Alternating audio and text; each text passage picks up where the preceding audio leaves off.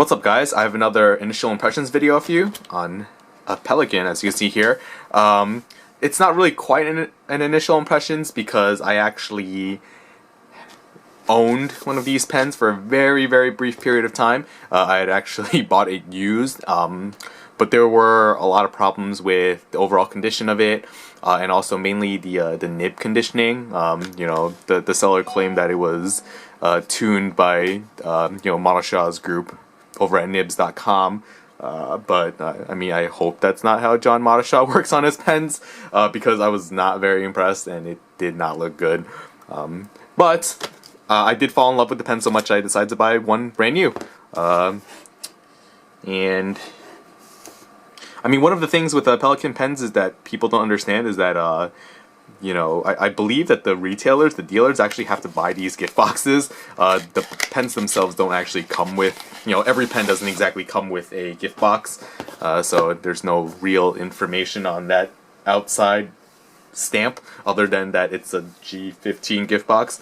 But anyway, this is the standard gift packaging for Pelikan pens now. The fake wood box with this pleather envelope of sorts, and the fake wax seal, and then I think on the bottom should be paperwork.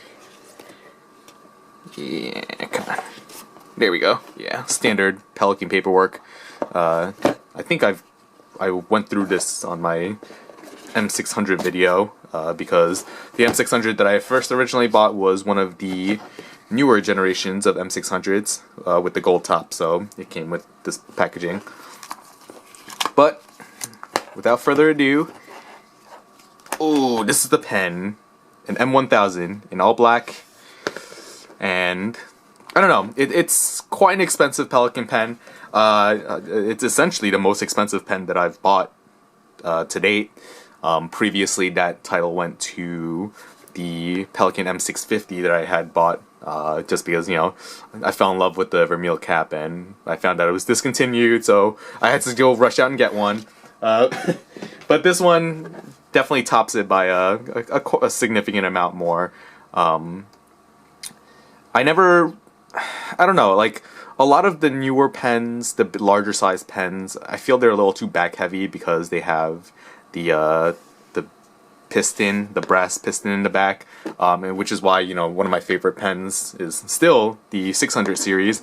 The 600 series is obviously a lot narrower, but the main thing that I like about it is that because it has all plastic piston assembly in the back, it's not back heavy at all.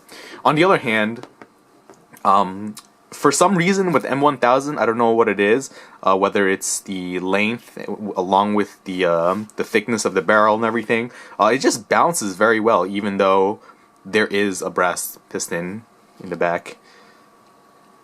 So you can see here, you can see like the brass, the brass assembly that the piston knob threads onto. It actually feels quite nice. I don't really feel it's that back heavy at all.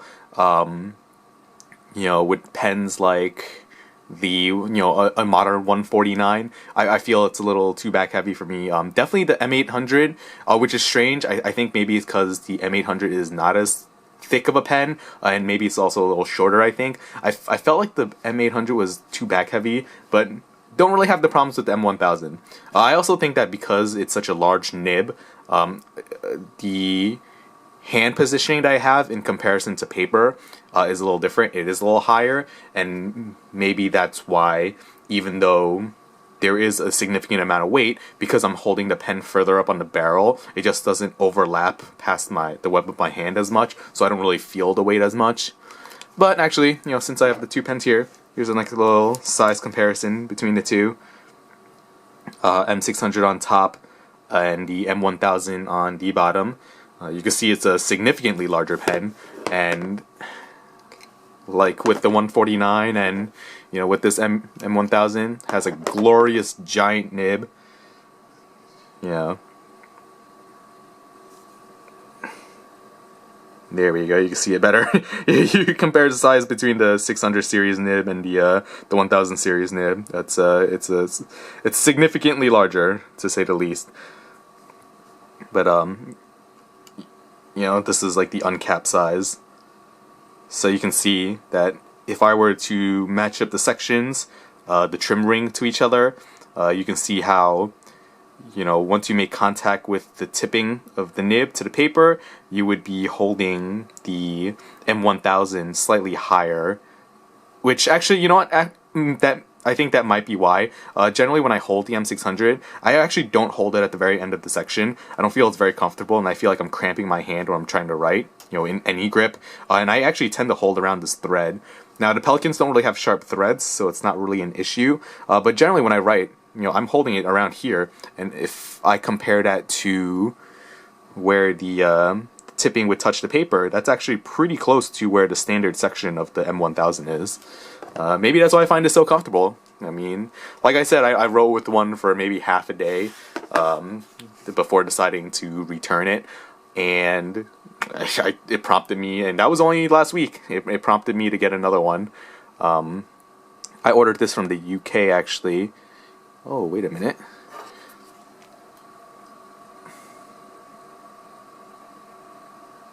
Huh. Interesting.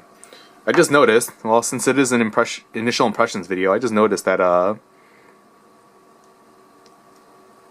don't know if that's normal, but it seems like the piston doesn't seat fully all the way down into the, against the body. Like, there's a slight gap.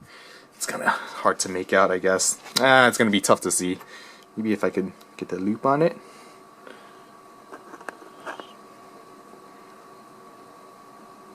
You can see there's like a slight gap between the bottom of the piston knob and the body of the barrel. Huh, interesting.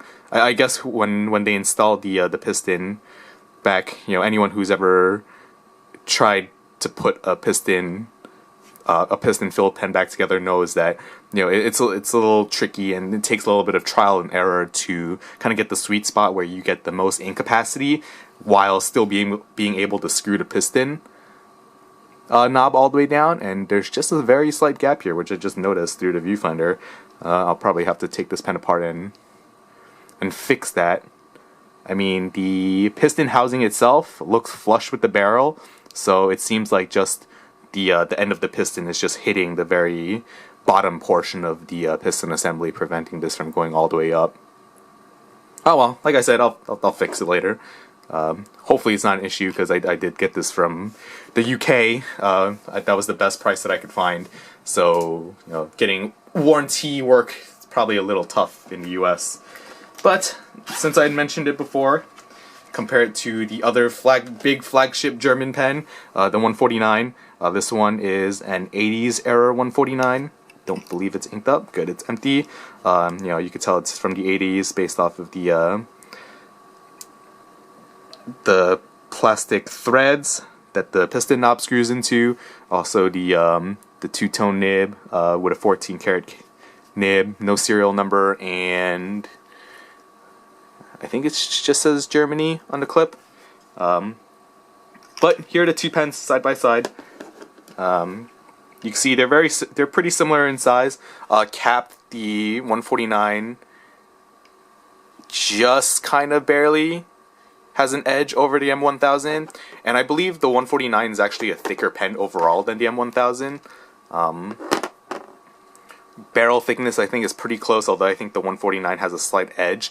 And the main thing is the section diameter on the 149 is thicker than the M1000, because the Mont Blancs tend to have a very straight section, while the Pelikans have a slight pinch to the section. Overall, you know, I don't mind either of them. It's still thick enough to be very comfortable when writing with them, but not overly thick like some super oversized pens. And get a nice comparison of the two nibs. I don't want to drop any of these pens. So there you go, you can kind of compare the two nibs side by side. The 149 has a slightly longer nib, and the shoulders flare out a lot more. So I guess it's kind of a flashier looking nib. In this case though, I'm going to have to try with this pen. The other 1000 that I had bought used, that was an older era with the black cap top, not with the gold cap top. So I'm gonna see, and that nib was actually very, very soft, very pleasurable to write with, and even though the tipping was kind of mangled up from what seemed like a repair job gone wrong and then fixed up again, it still wrote very well. Meanwhile, this 149, I don't want to say it writes like a nail, but it doesn't really write very softly. It's kind of like a somewhere in between, where there's just a little bit of give, but not nearly as much as the older M1000 I had. So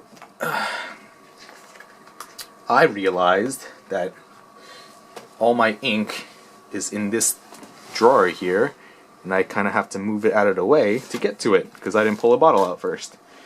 Let's see. I have a lot of ink in here. Oh, let's just grab. Okay, let's just push this further back. You can kind of see all my inks. Is this perfect? Private Reserve Tropical Blue.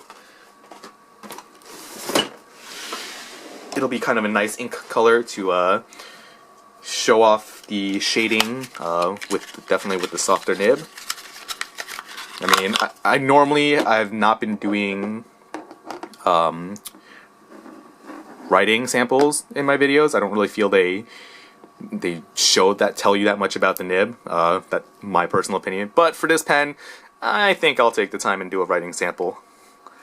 But before that, let me just check the Nib Tines a little bit. So I basically just pulled this out of the packaging. I haven't really done anything with it yet. Tines are actually pretty well lined. Although for a fine nib, the tipping on this looks really, really big.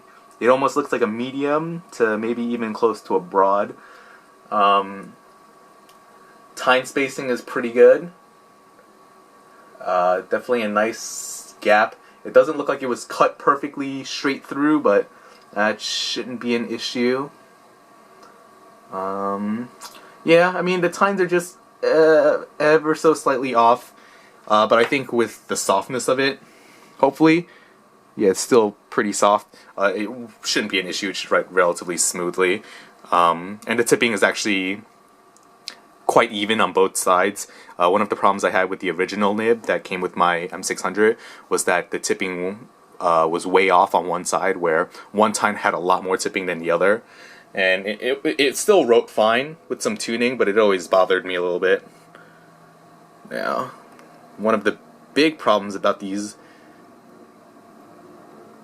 pens with huge nibs on them is that you gotta be careful about how you fill it, especially from these low bottles. You don't want to smash the tip into the bottom of the glass bottle. Let's just wipe that off. Did I get any ink on here? Alright, yeah, good. The ink window is so large on this compared to the other pens that I almost thought that I didn't get any ink filled up. I don't think I really dipped the section all the way down. Like I said, this is kind of a short bottle. I think I complained about these bottles in my ideal fountain pen ink bottle video. They're kind of short, so it's tough to get pens with large nibs in there. But there's enough ink in there to at least cover up past the section when I'm tipping the nib downwards. So, you know, with such a huge feed and all those fins, even if you don't have the nib submersed all the way down, I'm sure you have no problems sucking up ink. So let's just kind of wipe off any excess that's in the fins of the feed, just so it doesn't make it seem like an overly wet writer. Let's just cap that carefully while I get a notepad.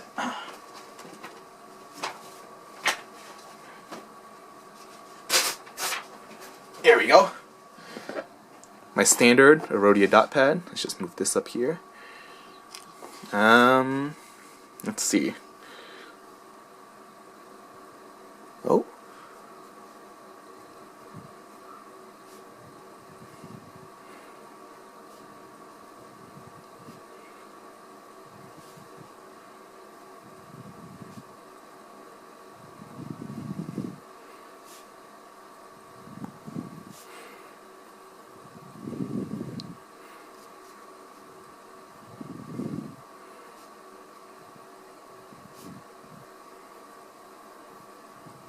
Wow, that is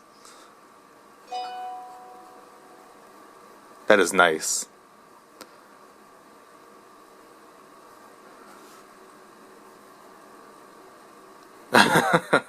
That is really nice. It writes pretty damn smooth. I feel almost like it writes a little dry. I'm not using any pressure at all as I write. I'm basically just skimming across the top.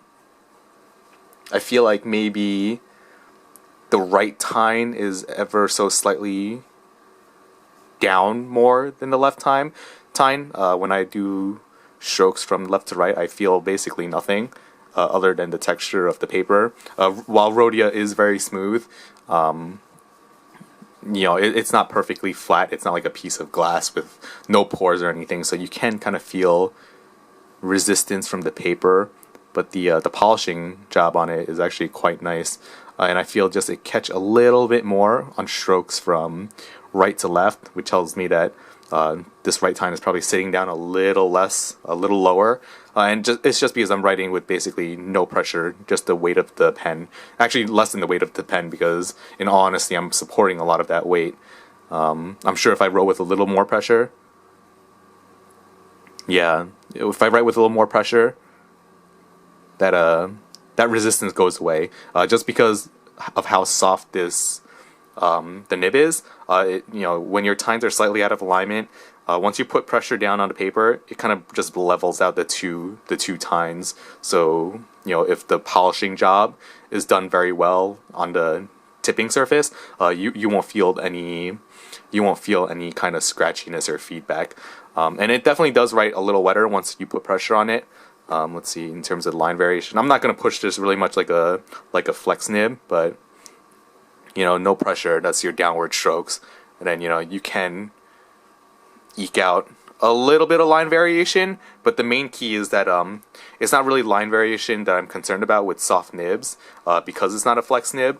But what it is that you can see the first few strokes, they are narrower, but you know, because of the ink and the shading that it gives, you can see that this is a much lighter, more tropical blue, while on the downward strokes with pressure, it's dumping a lot more ink down, and you can see it's just a slightly darker color.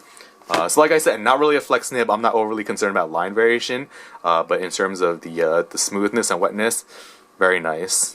Yeah.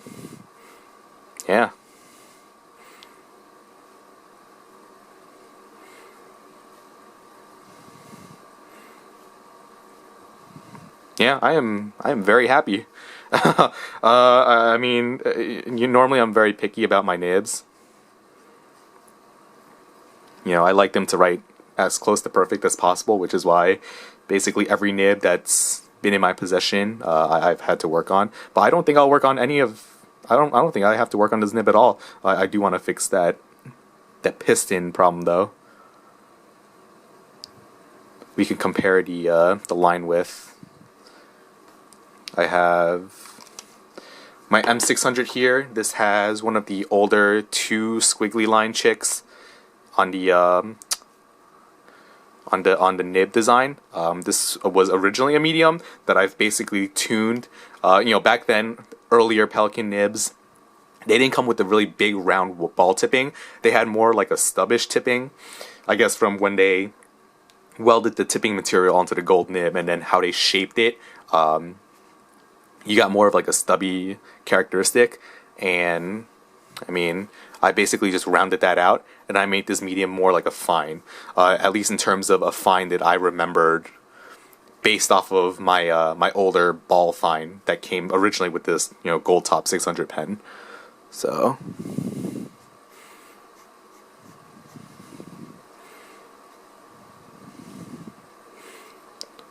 put that in quotations. So you can kind of see the difference in line width. It's a hair wider than I would consider the old Pelikan fine. So I guess, you know, because it is a round tipping versus this nib, you know, as much as I would like to make it a round ball tipping, I can't, just because of how much tipping material was left over. You know, I didn't want to grind it away to nothing. But, you know, this pen honestly still writes fine enough for me to be able to use like on a regular basis. It doesn't write overly wet if you write with no pressure, and I think one of the reasons why people always complain about M1000s being overly wet and writing too broad, you know, I've seen people complain and say that they've bought extra fine 1000 and it writes like a broad nib. I think it's just because they're probably putting a little excessive pressure down.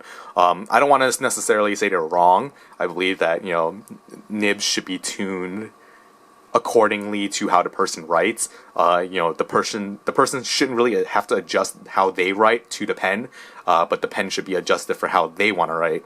So I don't want to say they're wrong, but I think because they're probably putting more pressure than I would actually put when I'm writing with a fountain pen, that's why they're getting a much broader line. But for a fine, I'm actually pretty happy. I know Pelikan's tipping has some inconsistency, and I feel like if I were to get an extra fine, it might not necessarily be any finer than this. But at the same time, you know, I like using my pens on a regular basis, and I can't use very broad nibs because work paper dictates that you know, work paper kind of has final control over that, where, you know, if I try and write small, I don't really have the space for it, and the paper's bad enough where if I don't use a super well behaved ink, it'll just feather all over the place. Actually, you know what? Got my M205 here. Kind of finish off final statements with like a nice little family comparison of the well, of 3 of the sizes in the line. I mean, I never really considered the M600 a small pen, but honestly, after seeing it with the M1000, the 600 is a tiny pen. There we go. So yeah, I mean, my initial impressions, I don't necessarily think that my review would be any different than what I've mentioned here. Nib writes very well, really nice. I can, you know, I can probably say that's one of the best nibs that I've written with from the factory, and all of my most favorite writing nibs have been Pelikan nibs, even more so than like my Mont Blanc nibs or my Pilot nibs. It does write with like a smoothness that is very similar to the polishing job that I had on the Pilot Custom 74, but the only difference is that the 74 didn't have as soft as the nib, so if the tines were even just a bit out of alignment, you could just feel it catch on the paper ever so slightly. Some people may say I'm writing wrong with my pens, but I don't think so, because I can have pens that write like perfection, and if I switch over to another pen, same hand using, you know, same person, same hand using the pen, and all of a sudden writes like crap. But I digress. That's a whole different rant. But yeah, right now the price on these, I mean, list price is quite a bit. I think the list price is $700 to $800. You can get them for around $525, I think, if you order from like the gray markets. You know, do keep that in mind that if you order from a place like Singapore or any of the gray markets, you will have to ship the pen back to where you bought it from in order to really get service, or ship it to Pelikan in Germany in order to get them serviced. I think Chartpak has been very strict about their warranty policy and their repair policy for pens that you can't prove that you bought in the US from an official US distributor. But you do get quite a bit in savings. You know, you can get a pen for $300 less, essentially. This one was actually slightly less because in the UK it was priced lower, and with like a 10% discount code, it actually worked out quite well. So I mean, this is one of those pens that makes me not want to buy any more pens. I hate to say it, but it does cost a lot of money. But you know, you can essentially say that if you had this pen, at least for me, you know, I know a lot of people have this as a grail pen for them on their list. But you don't really need any other pens once you have one perfect pen. The only big complaint I have about the M1000, literally, is because it's big.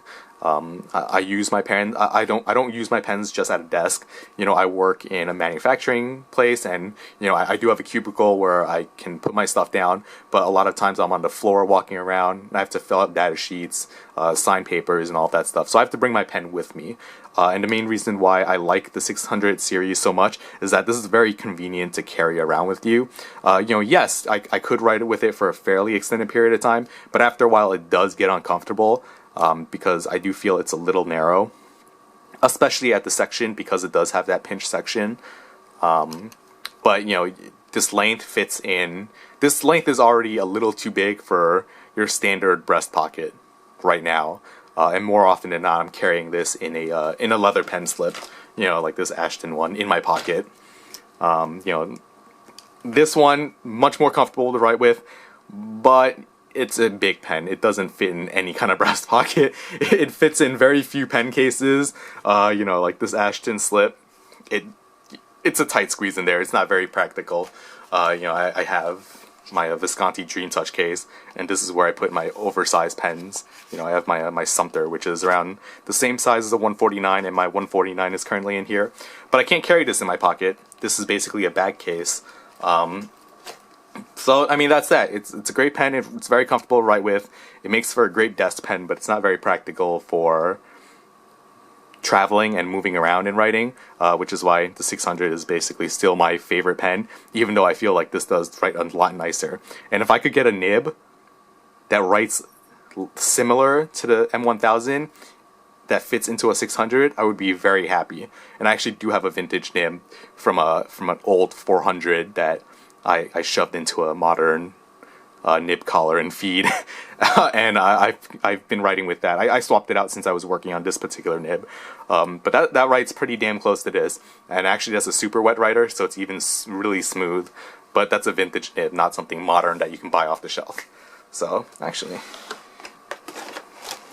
since I have a little time before my camera shuts me off, and for anyone who's still watching this long video, I know people tend to say I ramble on a lot, which I do, but you know, I'm passionate about this hobby, so I don't really mind. But here's a nice little special treat, I guess. I did the same with the 205 review. So, you can kind of see my handiwork here. This is that nib I was just talking about, if it'll focus.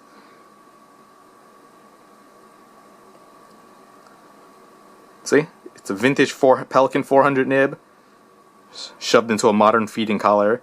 I feel like the nib is a little thicker, so you see what happened was I ended up bending some of the fins on the feed when I was forcing this back into the collar. I think the older nibs are just a little thicker in material, and the collar just didn't really have the room for it.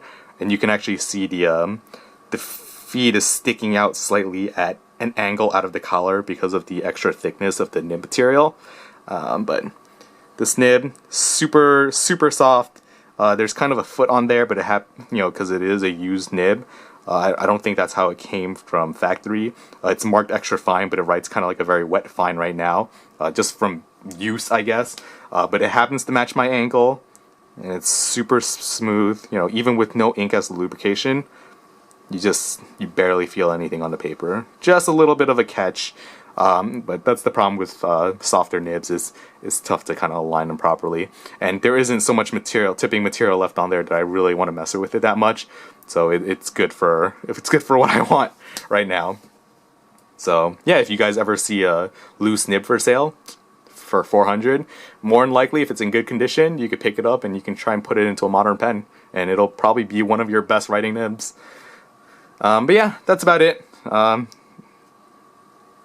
Love this pen. If you can afford it, I would suggest getting one. And if you can't afford it, try and save up. I've learned my lesson about buying cheaper pens, just kind of to fuel the addiction. You're better off just saving your money.